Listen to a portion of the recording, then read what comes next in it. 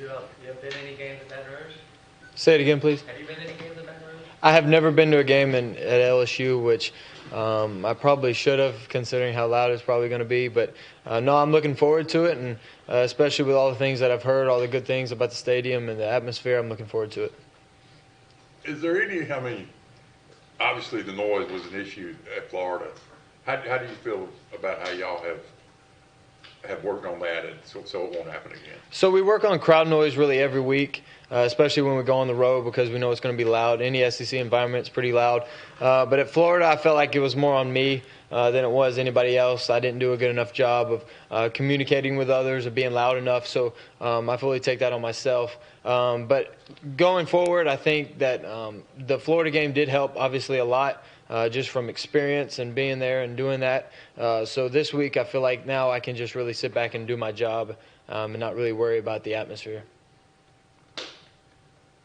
For those of us who don't or aren't at practice, when you guys practice dealing with noise, like what do you guys actually do? Like how do you simulate that? Just we have speakers and they play music or crowd noise or something like that. So we have to be really loud in the indoor to communicate. So it gets us used to speaking loud and making communication and doing other things that will allow us to make it easier during the game. And y'all have been doing that a lot the last couple of weeks, guys said. Right. This is a game's about as big as it gets, and you're playing. I know you don't play against him, but you're competing with another quarterback who's probably going to be a first-round draft pick. You're a freshman. How daunting is that, or exciting is that, or how does that affect you? It's really exciting, and this is why you come to Auburn to playing games like these. And Joe, like you said, he's a really, really good quarterback, and he's done a really good job for him this year. But I feel like that I'll let the defense worry about him, and I'll worry about their defense. And I feel strong about our defense and their skill set, and I feel like they'll do their best to contain him and give us a good chance of winning the game. So on offense, we just have to do whatever it takes to move the ball and hopefully keep our defense off the field. The third quarter Saturday especially, how big was that just to rebound after a tough second quarter, get some things going and kind of click a little bit like that? Right. So obviously we started fast, and then that second quarter we missed some third downs and had some long field position to work with. So in the second half we came out there and we just took a shot, and then after we took one, we came back and took another. And so back-to-back drives, I think throwing the ball deep really helped us. It backed them up a little bit, and so therefore in the rest of the game we could run the ball. You guys have had a few second quarter roles this season. What do you kind of attribute that to, and what can you do to correct that? Oh, well, defenses do a good job of checking on the sidelines and readjusting. So in the second quarter, we continue to try to do what we started fast on. It obviously, once the defense starts doing some different things, they start to stop us. And so that's why in the second half, when we make adjustments, we do a better job of moving the ball there in the second half than what it looked like in the second quarter. But really, it all depends on who we play and what kind of game you're in and what's working for you, and if the defense does anything to stop it, like I said. Your dad had an interesting experience with a whistle in Baton Rouge. Have y'all ever talked about that? Yeah, we talked about that a lot, the Phantom Whistle game and how he got thrown on his head and stuff like that. But obviously he's done everything he can to tell me how loud it's going to be, but until you're there in person, nobody can really fathom how loud it is. And I got my first experience at Florida. Well, I know that I'm not the first person to bring this to attention, but Auburn has not beaten LSU on the road since you've been alive. Does that add another layer?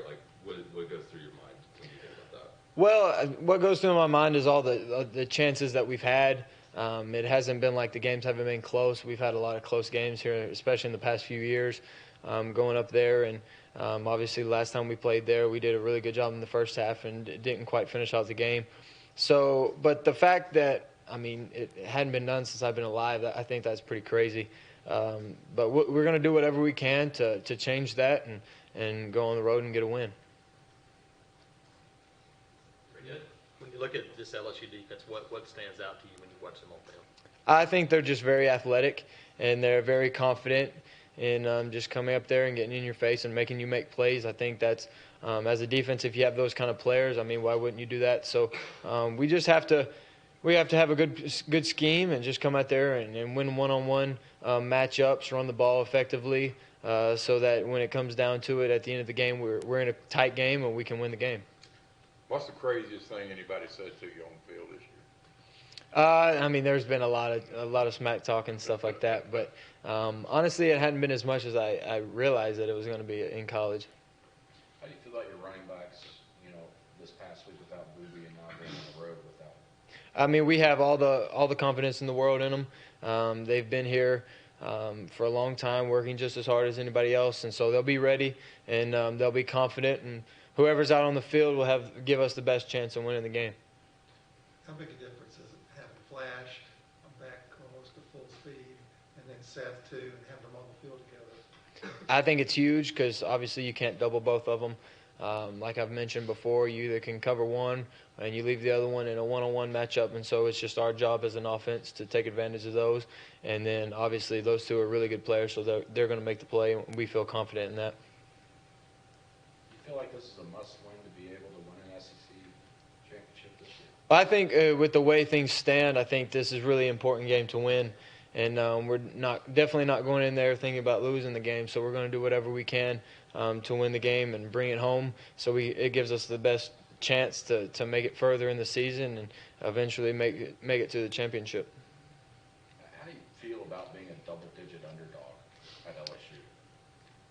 I mean, what do you expect? You're at Auburn, and nobody really ever gives you any kind of advantage, and so we accept that, and we know that's what people are going to put on us. So being an underdog is I mean, you still have to play the game, and they still have to play it too.